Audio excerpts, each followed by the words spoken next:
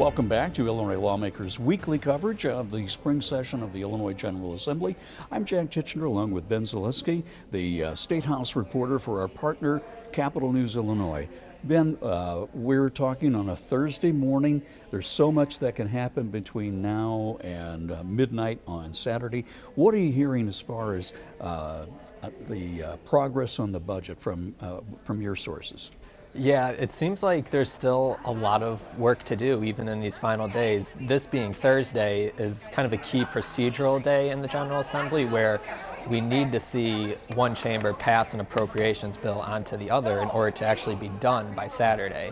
If that doesn't happen today, there's no way the General Assembly can be done on Saturday, so we're really still waiting to see some sort of agreement that actually allows us to move forward. And the magic dust is getting it done in the next day, because if you go past midnight on Saturday night, now you're in supermajority territory. You have to have at least 71 votes in the House and 36 in the Senate to get something over the wire that has an effective immediate date like the budget. Yeah, and that's really the key here is we're not really sure we're going to see enough votes to make that happen. Last year it took just 60 votes on a few of the budget bills to even get them across the finish line.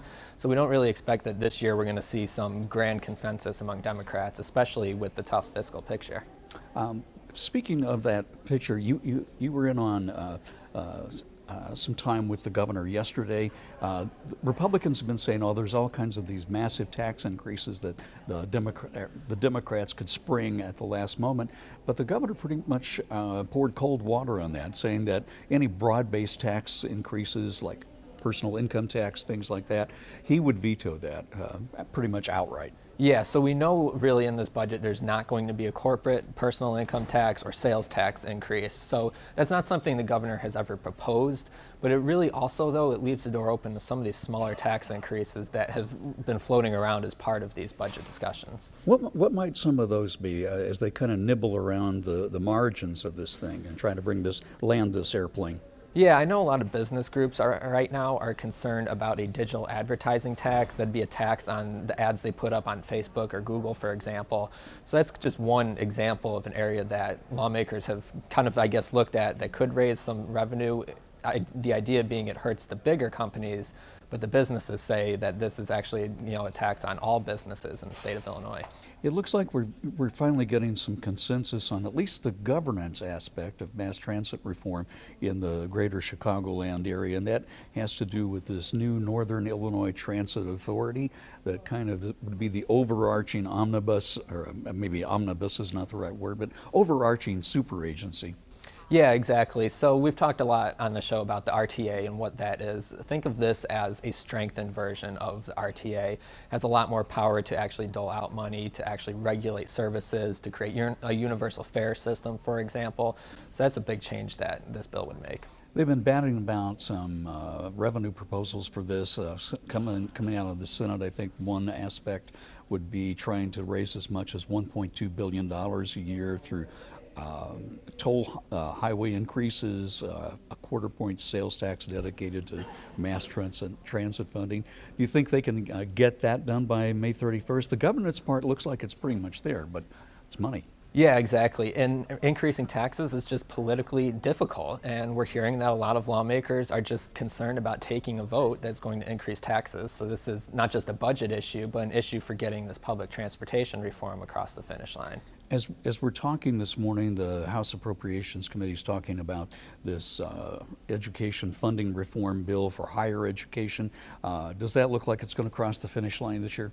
It kind of remains to be seen. Last week we heard from President Harmon saying that this is one of those conversations where it's hard to see if there's actually money to make this happen this year. This would, cost a lot of money to actually change the public university funding in the state to make it more like K-12.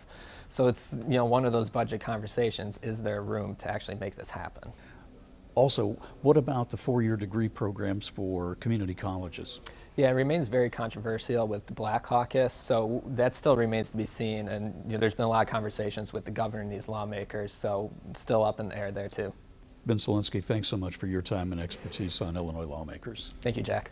The calm before the storm here at the Illinois Capitol. We're in the House chambers now with Senator L.G. Sims Jr. of Chicago. He is the Senate Caucus Appropriations Leader, the lead budgeteer for the Senate Democrats.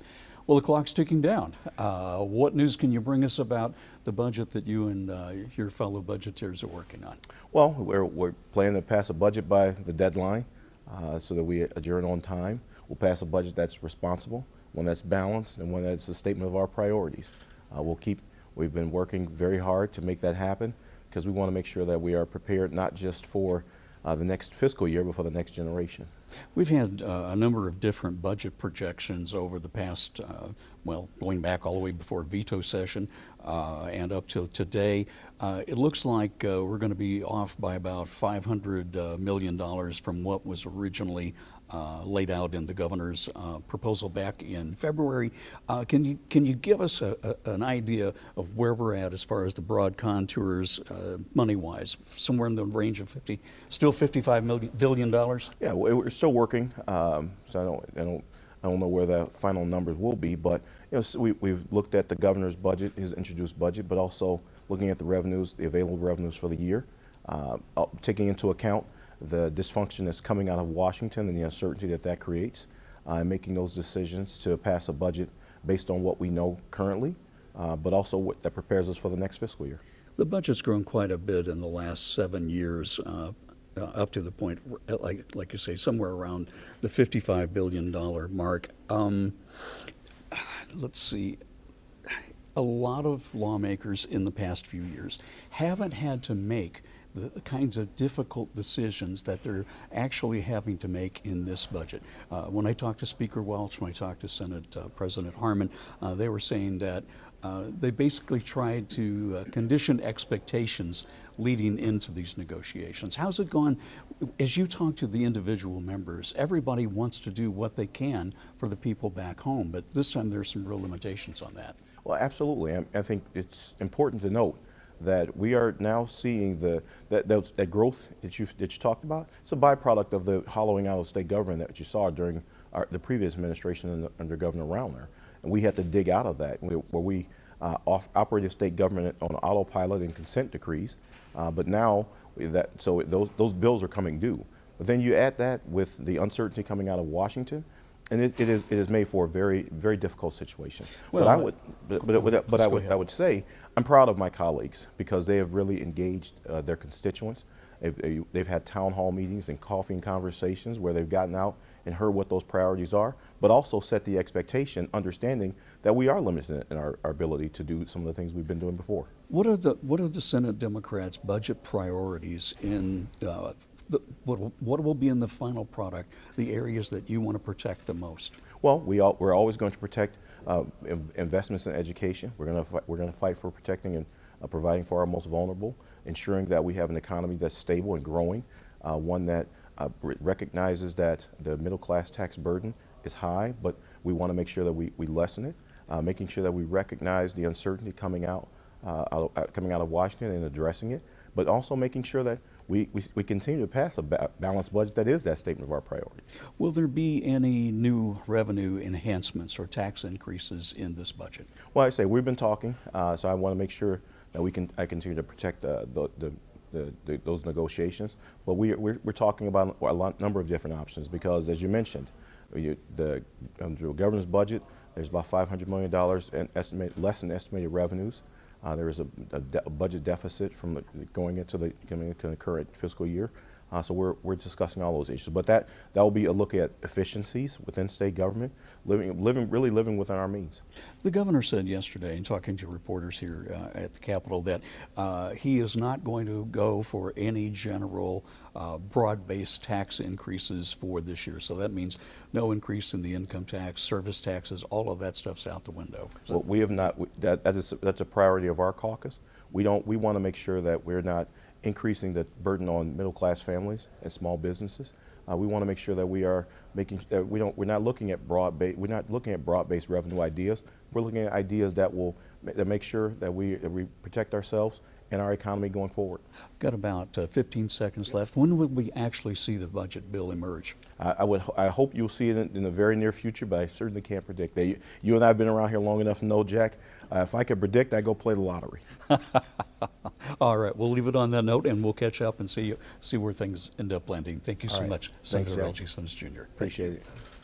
We're talking about the budget, and now for a House Republican viewpoint, we welcome Deputy House Republican Leader Noreen Hammond of Macomb. Good to have you here. Good morning. It's great to be here. Thank you. You're the lead budgeteer for the House Republicans. Welcome back to the program. We're talking you. on a Thursday morning. Yes. And we're just chatting with Senator L.G. Sims about the budget situation. He said, well, it's the calm before the storm. Yeah. What do we know, what do House Republicans know about what the majority of Democrats are planning? So at this point, we know little or nothing. We know whatever we read in the social media feeds, whatever we pick up around a corner. We have not been privy to any of the meat and potato discussions within the budget. So there's been no transparency for us at all. And that was one of the major calls House Republicans and Senate Republicans made at the outset of the process back in February when this budget was announced. So there's been little to no participation for your party here? Correct. We had a couple of very high-level meetings with some of the folks from the Democrat House caucus, but nothing of any substance. At this point, from what Leader Sims told me, that he doesn't have an exact number, but it looks like the budget's going to come in somewhere around the $55 billion mark. Would that be pretty much your expectation based on what the Democrats are possibly doing? The governor's proposed budget back in February was $55.2 billion. So I didn't anticipate that it would differ much from that. The devil's going to be in the details on how do they pay for a $55 billion budget. We've had a 38% increase in our budget from $40 billion in Governor Pritzker's first year to 55.2. So how do they fill those holes is going to be the key. It'll be interesting to see that because the governor yesterday told reporters here at the Capitol that he is not in favor of any kind of general broad-based tax increases like income tax, things like Right. that. What might be some of the other ways that the Democrats could approach this as far as trying to backfill some of the holes? So some of the things I've heard, for example, with the funding, the $1.2 billion funding for transit, Chicago transit, would be another fee on a toll, perhaps a tax on social media advertising. So there are ways that are being bantered around. At the end of the day, we won't know until they unveil their plan for what that truly is going to be. Since you represent a downstate district, there's been so much attention focused on the mass transit situation in northeastern Illinois. What will it take to get any kind of Republican buy-in on the final outcome of what needs to be done there? Sure. So our House Republicans represent all 102 counties in the state of Illinois. So we will have some of my colleagues that may, in fact, support the transit bill for one reason or another. But at the end of the day, I think it's going to be on how they pay for it, and that'll be the key. For us in downstate, it has minimal impact for us. There's another issue, of course, that hits very close to home for you, and that it has to do with a fundamental change in the way that the state of Illinois funds higher education. Yes. Western Illinois University is right there in your hometown. It's had some really rough financial years. What's your overall opinion about the bill as it's starting to take shape? So as a matter of fact, they're debating it right now as we speak in Higher Education Appropriation Committee. And I have not been a proponent of the bill. I think that it is hastily put together, and others will tell me we've been working on this for years.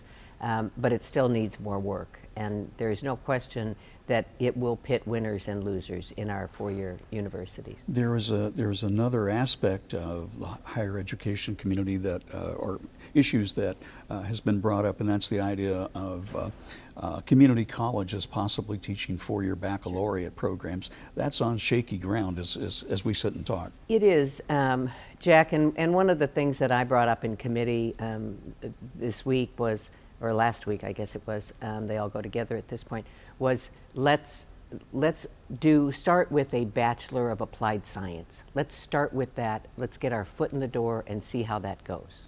So that would be the launching point for you, Leader Hammond. Thank you so much for your time. My pleasure. Lawmakers. Always good to have your insights. Thank you. Thank you, ma'am. Appreciate it very much. Appreciate what you do.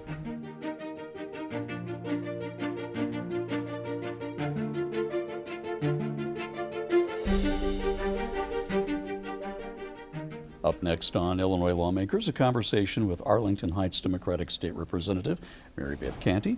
Lots of ground to cover with you this morning on mass transit reform to kind of start things off. You're a former member of the Regional Transportation Authority. I am. Yes. And so you've got a lot of background into this.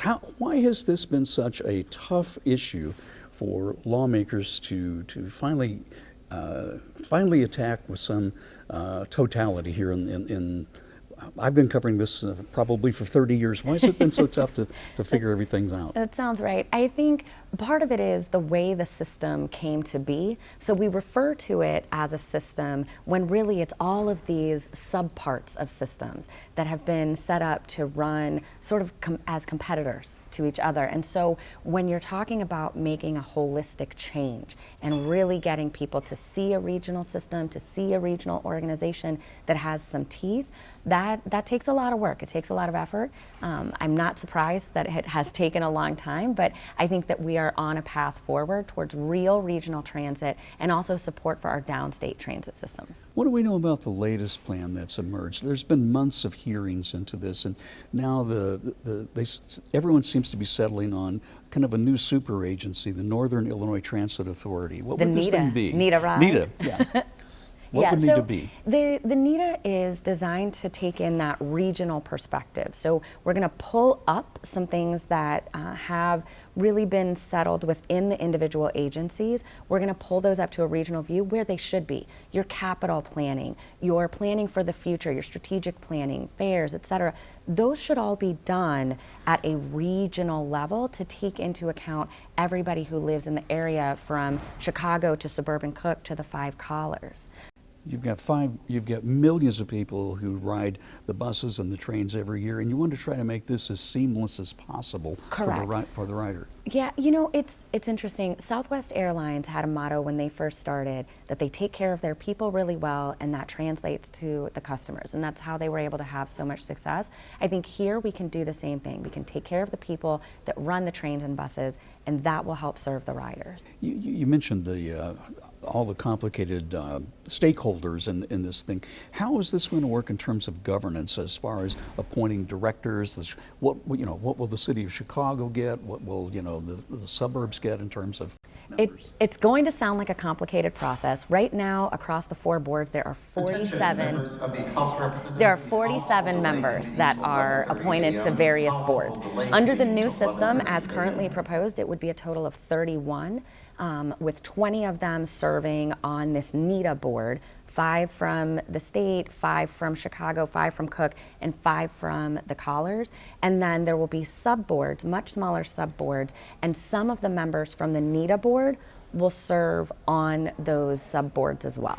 You're looking at a possible deficit of somewhere around $1 billion by the end of the fiscal year for this. How are you going to make that up? I've seen some ideas out there about toll increases, things like that. We are definitely talking about a lot of different options. I know the Senate included some ideas in their bill. I don't know if those were well received. I do know that we are going to have to do something, at least for the short term, as we move into the longer term funding plan. I do know that we also want it to not fall on the backs of working people and working families across the state, and something that can be sustainable. Governance can be worked out between now and May 31st, most likely, but what about that funding? Will that be done by the 31st, or is that going to be a work in progress? I am an optimist, but I will keep a suitcase packed for the summer. One other thing I want to ask you about is House Bill 2690 that has to do with this sexual exploitation of young people. What would this bill do at its heart? So this is going to bring our criminal code current with behavior that we actually see and make it easier for us to go after folks who would sexually exploit children and others. How would it actually do that in practice, as far as bringing the penalties and all that up to code? It in part relates to the very words that we use and how they're structured. So moving away from child pornography to sexual abuse material makes a big difference in those charging documents. We have had prosecutors tell us that they haven't been able to move forward with cases because the language of our current statutes just does not technically meet the crime that they are seeing. In the last couple of seconds we have, is this going to get done by the end of May? Indeed it will. It just passed out of committee and it'll hit the floor for its concurrence vote.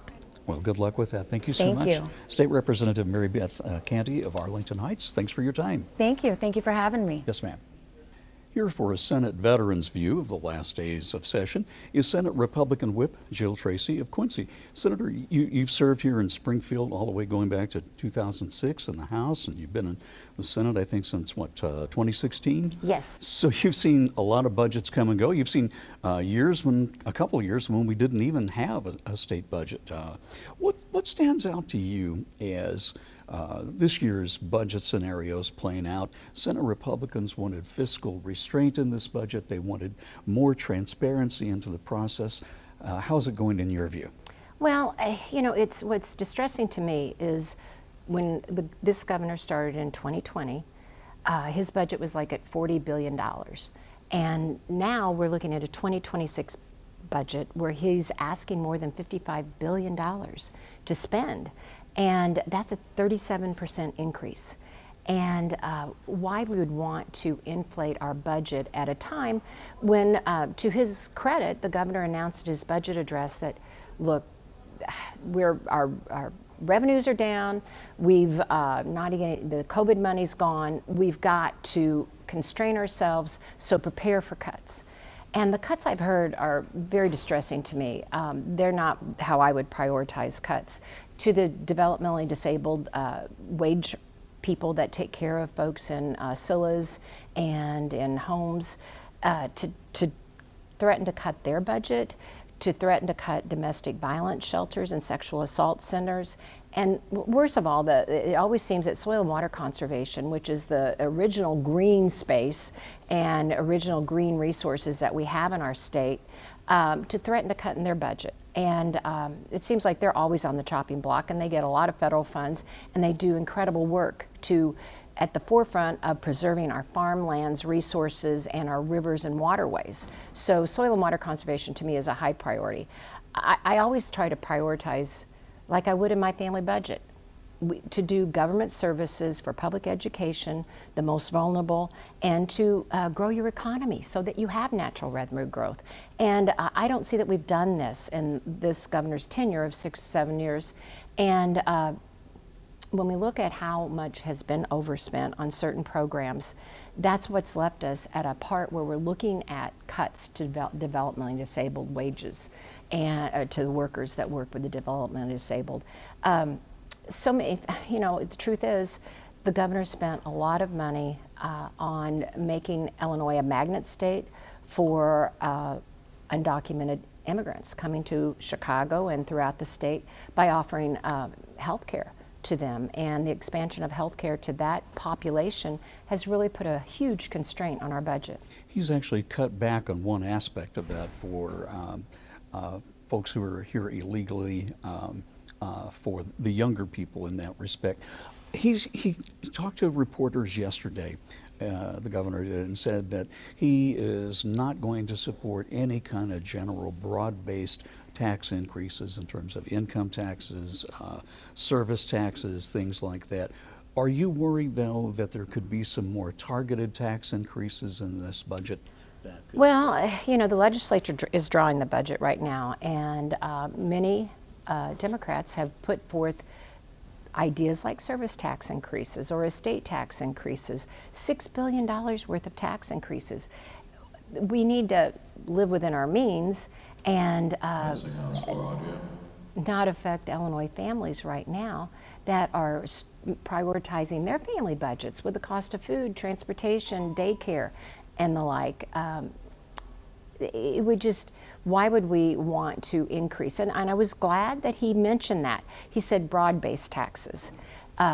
Sometimes they have a new thing that we Republicans think is taxes. To me, if a tax looks like a tax or quacks like a duck, it's a tax. But they're fees or increases of some sort of one sort of population. I know that one of the things that we're hoping to see out of this session is mass transit reform in northeastern Illinois and the Chicagoland area. We've got about half a minute left. For a downstate lawmaker like yourself, what has to be the buy-in for you to support any kind of package that would try to help them clear up what may be $1 billion deficit? Well, some reform there. They've got a $700 million problem. And I think they've had some corruption, they've had some overspending and mismanagement. They had COVID funds, that obviously didn't dig them out. But to ask downstate taxpayers through a service tax, for instance, to cover their downfall is just totally unacceptable to me. Now, I like regional transit that we use downstate, but that's a far bigger system and far bigger need. They're going to have to figure it out themselves. We're going to have to end on that note. Senator Jill Tracy, Republican whip for the Illinois Senate Republicans, thanks so much for your time on Lawmakers. Thank you, Jack. Jack Titchener with you, along with Ben Zielinski of Capital News Illinois. Ben, walk us back through how this budget has to be passed before midnight Saturday. When does it have to actually go over the transom from the Senate to the House and then back and forth? Yeah, today ideally would be the day that we see a budget move from one chamber to the other, but the latest we can see this happen is probably at some point on Saturday afternoon, where one chamber would file that budget, there'd be a hearing on it, it would pass out of that chamber, and then the other chamber would take it up before midnight on Saturday, when that vote threshold would increase and where we believe there would be more challenges passing it. Will there be a lot of time to examine what's actually in that bill? It's going to be something that looks about like that. Yeah, if we get it today, there certainly will be about 2 full days where we do get to take a look at what's exactly in it, which has been kind of the standard that lawmakers have been following the last few years. We've had 2 days to review it before it passes the final chamber. But if it comes out on Saturday, it's going to be a matter of hours. We're not going to have a great idea what's in it. If you do have an idea what's actually in the budget, there's always time to build opposition to some of those points. Yeah, exactly, and that's a risk that lawmakers, especially on the Democrat side, take. If there is time to review this, a lot of lawmakers we know do have a lot of concerns about both spending and taxing. So if they have an opportunity to more in-depthly review, they may raise objections, seek amendments, and that's where they run up against a deadline. We've got less than half a minute to go. So do you think it's still likely that we'll get a budget by midnight on Saturday, or do we go over into supermajority status after that? Yeah, right now we don't see any indication that it's going to be going in overtime, but all things are possible in May. You are exactly right. Ben Zielinski of Capital News Illinois. That's it for this week's edition of Illinois Lawmakers. Thanks for joining us.